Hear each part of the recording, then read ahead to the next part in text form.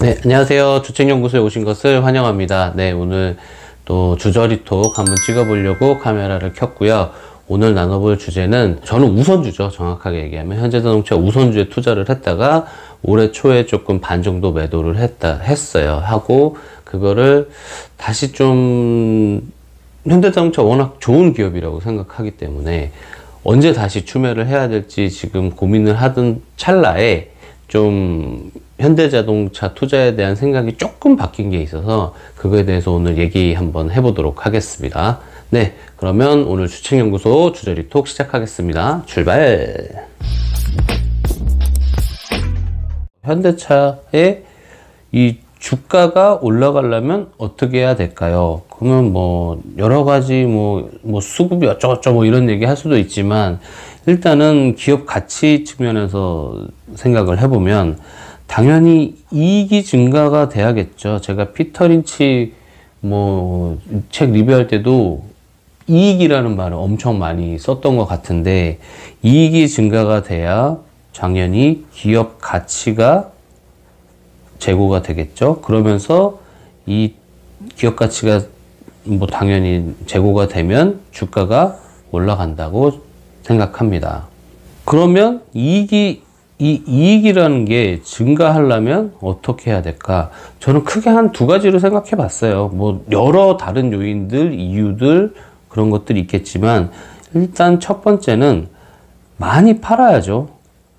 정말 판매를 많이 해서 많이 팔아야 당연히 이익이 증가를 하겠죠. 당연히 막 원가가 너무 들고 그래서 팔 때마다 소리 나고 이러면 안 되겠지만, 일단 기본적으로 제품 자체의 판매량이 늘어야 이익이 증가가 될 거라고 생각을 하고 있습니다. 아니면 파는 거 말고 비용을 줄여서 마진율을 높이는 거죠. 마진율을 높이면 이익이 똑같은 양을 팔아도 벌어들이는 돈은, 내가 가져가는 이익은 더 늘 수 있으니까, 크게 이 두 가지가 있다고 생각을 합니다. 과연 현대차는 이렇게 많이 팔 수 있을까라는 퀘스천 마크가 붙겠죠. 투자 판단을 할 때 이 많이 팔 수 있을까? 이 문제가 굉장히 중요하다고 생각하는데, 저는 일단 요즘 자동차 업계 제일 화두가 이거잖아요. 전기차. 현대도 이제 eGMP 그 플랫폼을 기반으로 한 전용 플랫폼이죠. 전기차 전용 플랫폼. 아이오닉 5를 필두로 해서 여러 가지 전기차가 앞으로 출시가 되겠죠. 그래서 전기차 판매량은 당연히 늘어날 거라고 생각을 합니다. 근데 하지만 좀 생각을 해보면, 현대차는 원래 차를 팔던 기업이란 말이에요. 내연기관차를 여태까지 팔고 있었어요. 얘네들은. 여태까지 현대자동차가 차를 총 이만큼 팔았었어요. 그렇게 칠게요. 근데 전기차를 이제 팔기 시작해요. 그러면 내연기관차를 이만큼 팔고 플러스 전기차를 또 이만큼 파는 게 아니잖아요. 아니지 않아요? 만약에 전기차 판매량이 이만큼 팔려면 내연기관차의 요구랑 똑같은 만큼 요렇게 파먹는 것 같아요. 전기차를 사는 사람들은 기존의 내연기관차를 끌고 있었는데, 내연기관차를 끌면서 다른 전기차를 추가시키는 게 아니고, 내연기관차를 처분을 하고 전기차를 새로 이제 자기 메인 차로 운영하는 사람이 대부분이겠죠, 당연히. 한마디로 전기차 사는 사람은 앞으로 내연기관차를 안 산다는 얘기니까, 이거는 어떻게 보면 약간 그 게임에서 말하는 팀킬이라고 해야 될까요? 하여튼 그렇다면 전체 이익이 이만큼이었을 때 전기차가 요만큼 잡아먹으면 어차피 총량 요만큼은 그렇게 크게 변하지 않지 않을까라는 그런 생각이 조금 저는 들기 시작을 했습니다. 연도별로 현대차가 아니고 우리나라의 총 판매된 차량의 판매 대수입니다. 등록된 차량의 대수겠죠. 그게 나타난 표인데, 2011년까지는 그래도 성장을 했어요. 20%, 9% 이렇게 성장을 했는데, 그 이후에는 대부분 마이너스예요. 마이너스 1%, 마이너스 2%, 요때 1, 1%씩 늘어난 거고, 또 16년에 마이너스 7%, 마이너스 3%, 마이너스 2%. 2019년은 요거는 10월까지 자료예요. 10월까지의 자료다 보니까 지금 마이너스 14%인데 마이너스 14%까지는 당연히 아닐 거고 10월까지 자료니까 제가 요거를 어떤 기사에서 처음 봤었냐면 우리나라 차 판매 대수가 이제 400만 대가 깨진다 그런 거였어요. 2018년에 400만 대 조금 넘었잖아요. 근데 이때는 10월까지 340만 대밖에 안 되기 때문에 우리나라 드디어 400만 대 판매 대수가 깨지는구나 이런 기사에서 보고 이제 그 자료를 찾아서 이렇게 붙인 거거든요. 어쨌든 자동차 수요 자체가 줄어든다는 거죠. 예를 들어 뭐 2018년에 400만 대 이렇게 400만 대가 팔렸잖아요.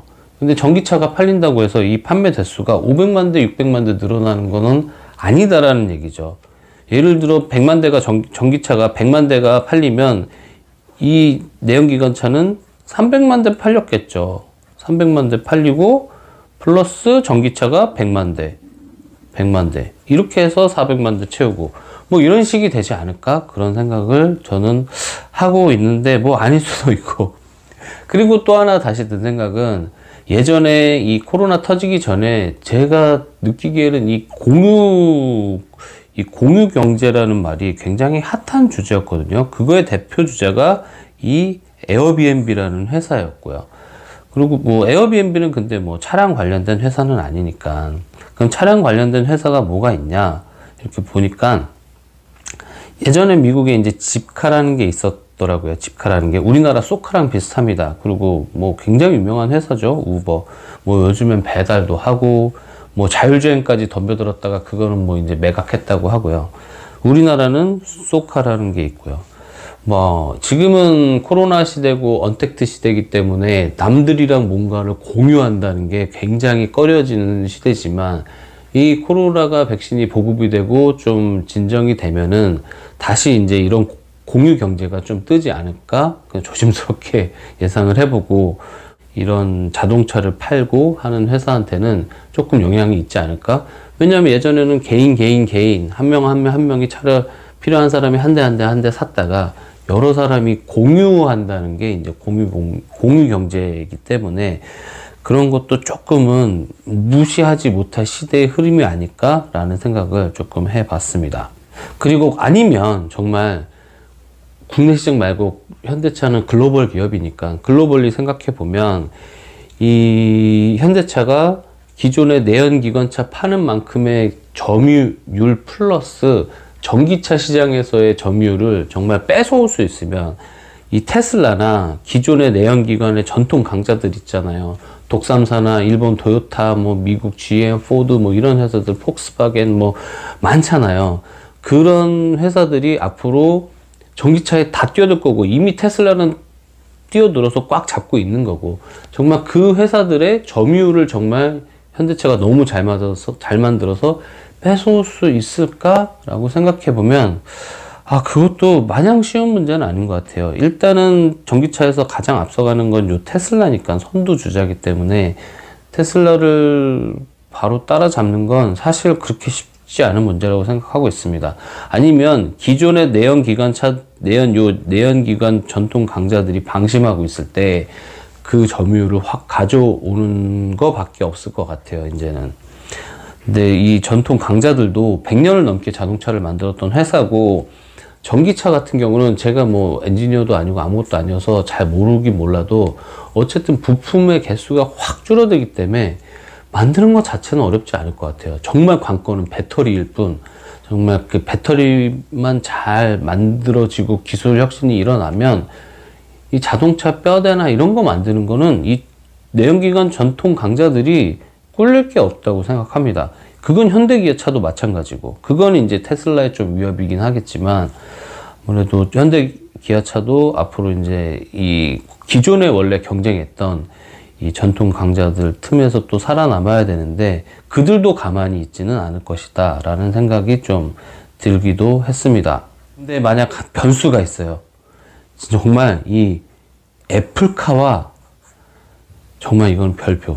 애플카와 손잡는다면 이건 진짜 다른 얘기가 되는 것 같아요. 진짜 애플이라는 세계의 정말 소프트웨어의 강자죠.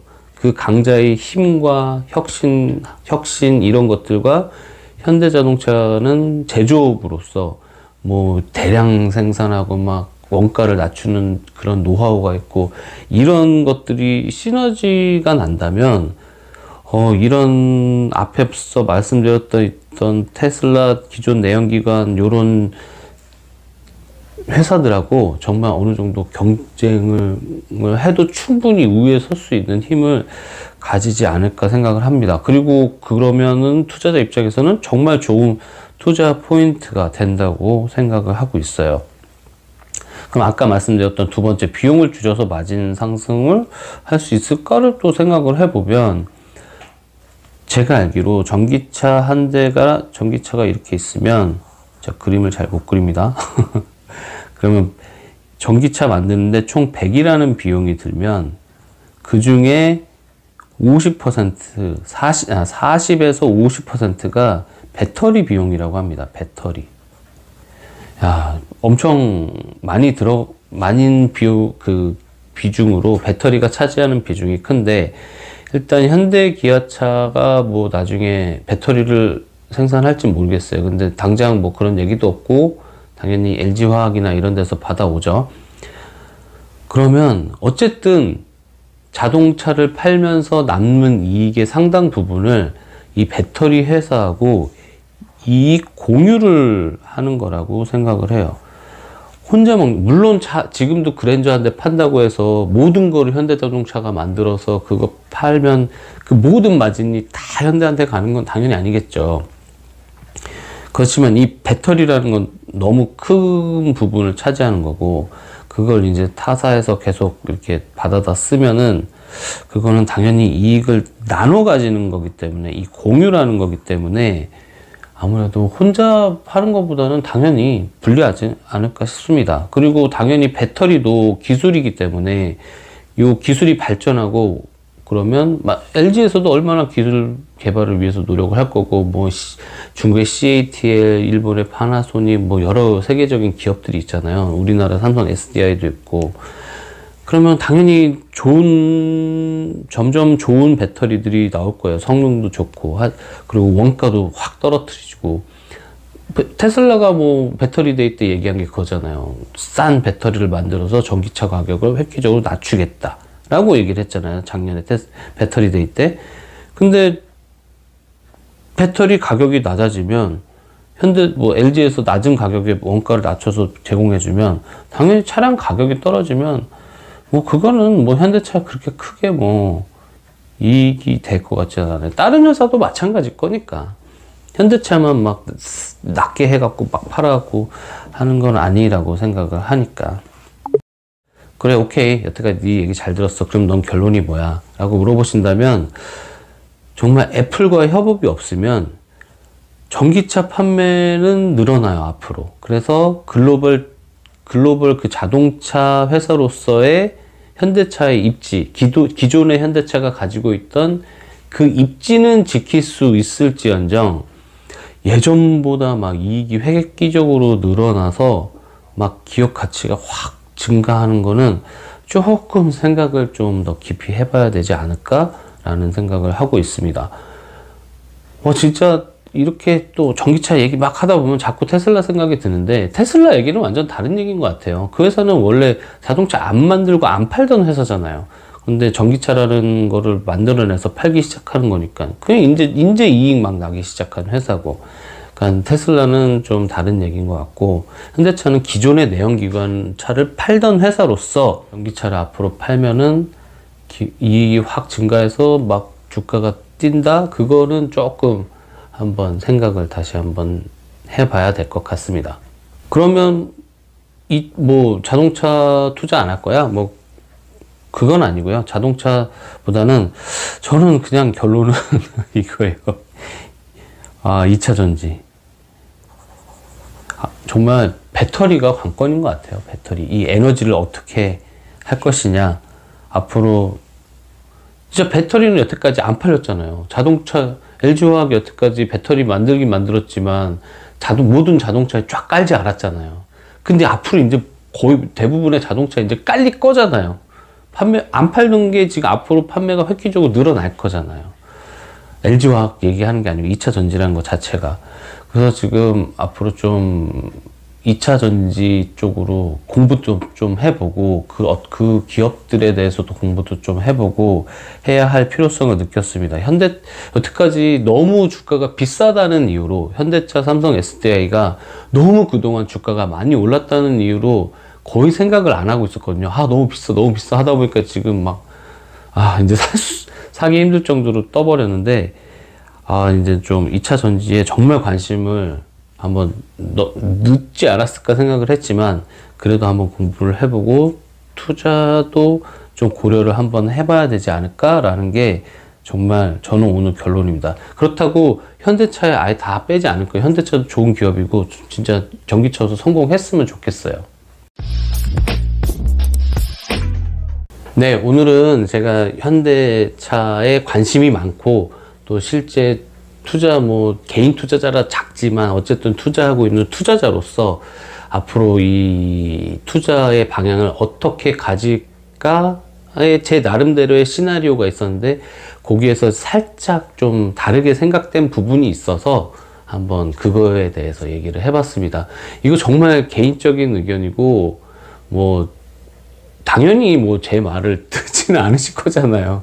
그러니까 준인이가 저렇게 생각할 수도 있구나, 요런 정도만 한번 생각해 주시면 좋을 것 같습니다. 네, 그러면 오늘도 제 영상에 소중한 시간 투자해 주셔서 정말 고맙습니다. 마무리 전 구독, 좋아요 부탁드릴게요. 고맙습니다. 안녕.